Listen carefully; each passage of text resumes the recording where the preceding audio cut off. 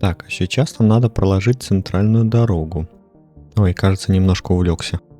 Всем привет! Сегодня я решил повыполнять ваши задания, которые вы оставляете в комментарии, а именно вот этот вот. Да, я решил застроить весь город в одну клетку. И не просто его застроить, а максимально добиться населения, которое только можно в этой игре.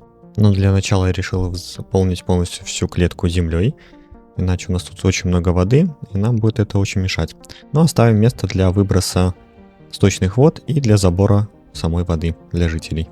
Участок я выровнял, теперь нужно проложить центральную дорогу, которая будет разделять примерно нашу клетку пополам. Это будет наша основная дорога, по которой жители смогут добираться в наш город и распределяться уже по своим районам.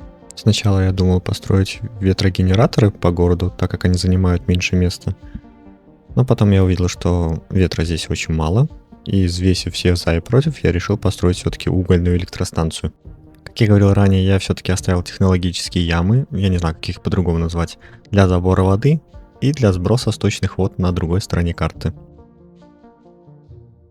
Сначала я хотел себе облегчить жизнь и использовать сетку дорог, которая предоставлена разработчиками, но потом я увидел вот это вот, понятно, баги, как всегда. Скорее всего, это отображение воды из-за того, что я заложил землю там. Ну, ладно, сделаем все самостоятельно. Как говорится, хочешь сделать хорошо, сделай это сам. На удивление я долго не мог избавиться от этого бага. Потом я просто попробовал построить дорогу не снизу вверх, а сверху вниз. И все, вода исчезла. Ладно. И вот небольшой результат, который у меня получился. И заодно рассказать вам план, который я хочу реализовать в этом городе по застройке. Сверху у меня будут дома низкой плотности на одну семью. Далее домики идут на 4-6 семей. Снизу будут дома средней плотности, и дальше район уже высокой плотности.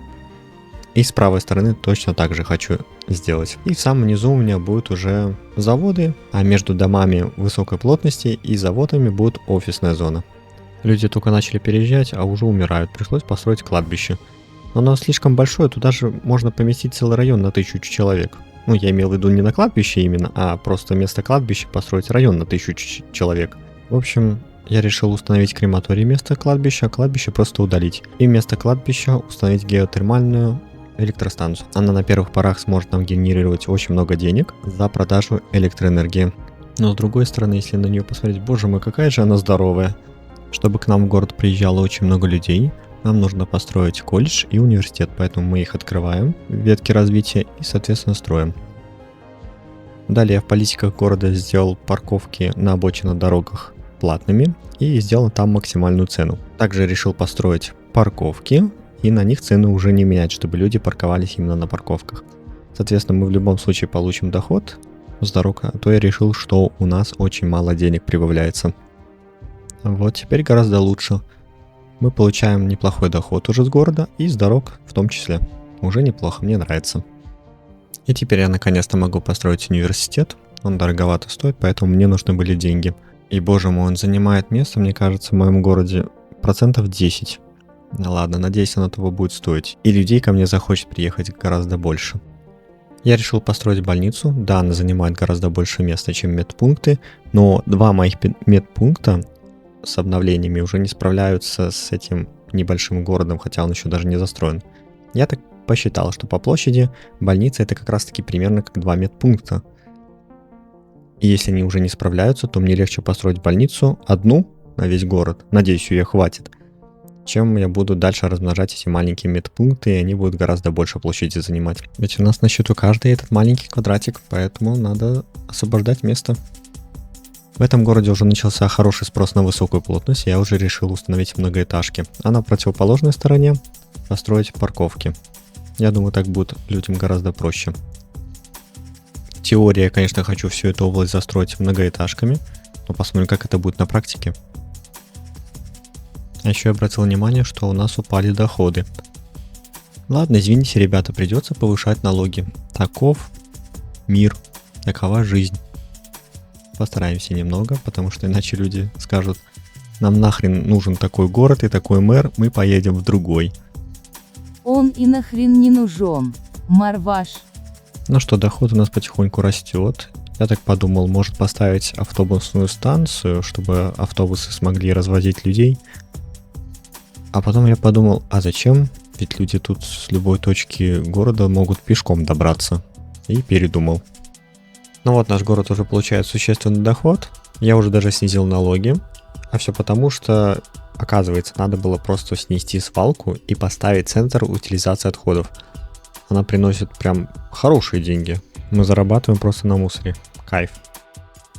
И вот район с высотками понемногу застраивается, но это происходит очень долго, потому что там очень много семей живет. Вот можете видеть на экране. Я не знаю, сколько это времени продлится, пока не заселятся все. У меня тут такой вопрос возник, ребята. Хотели ли вы иметь вот такой вот домик, но по соседству у вас было бы вот это вот? Думаю, жители как бы не очень рады здесь жить. Хотя домик хороший. Смотрится классно, машина классно, но смущает вид из окна. Вы знаете, город свысока смотрится довольно-таки неплохо. Как вы думаете?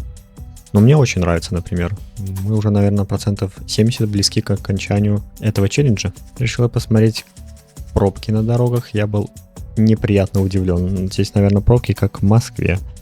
Но у нас одна центральная дорога, поэтому, к сожалению, тут это было предсказуемо. С моей стороны можно было, наверное, все-таки сделать еще дороги. Но они занимают место. Мне так было жалко делать дополнительные дороги, чтобы они все-таки заезжали как-то в этот город еще по дополнительным путям. Простите, люди, ваш мэр полная хуйня.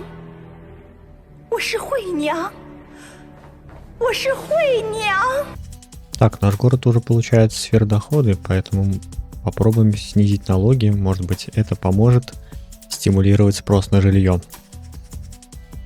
И надо же, это помогло. Мало того, что начали заселяться поактивнее, так мы еще даже и доход не потеряли.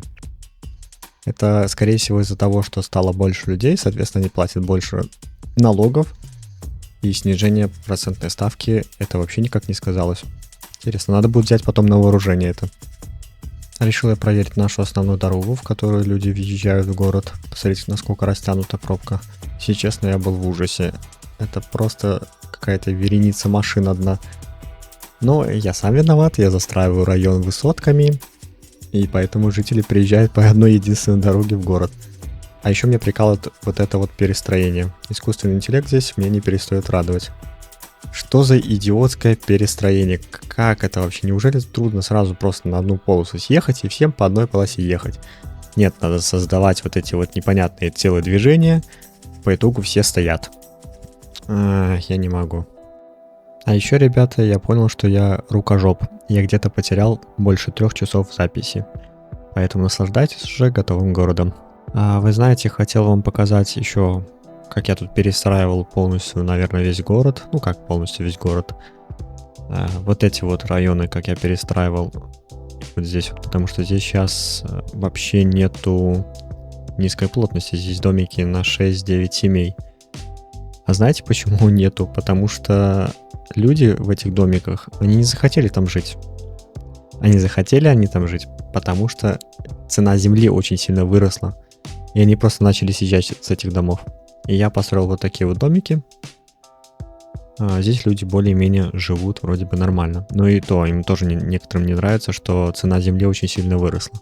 А цена земли очень сильно выросла вот из-за этого вот района. Потому что он активно расстраивается, и поле, которое отвечает за цену земли, она очень быстро разрастается на этот весь город. И мне, что самое интересное, понравилось, что здесь действительно сейчас все застроено, практически вся территория. Единственное, что здесь какие-то еще домики не построились, но люди из-за того, что очень дорогая земля, они не хотят сюда приезжать.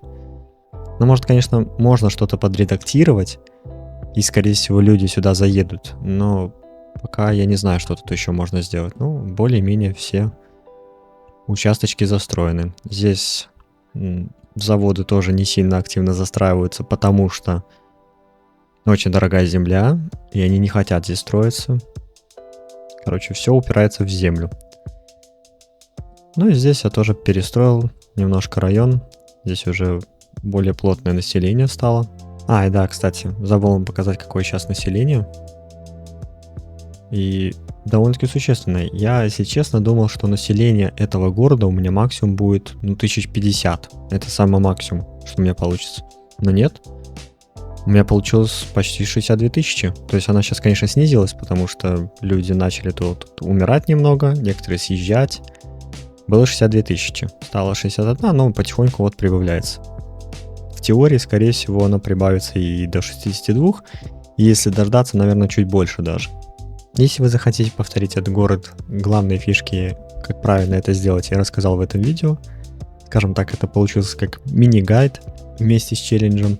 Ну а если я где-то ошибся, либо что-то забыл, вы можете дополнить меня в комментариях, а также помочь, соответственно, другим людям, если они действительно захотят повторить этот город. Всем спасибо за просмотр, всем пока!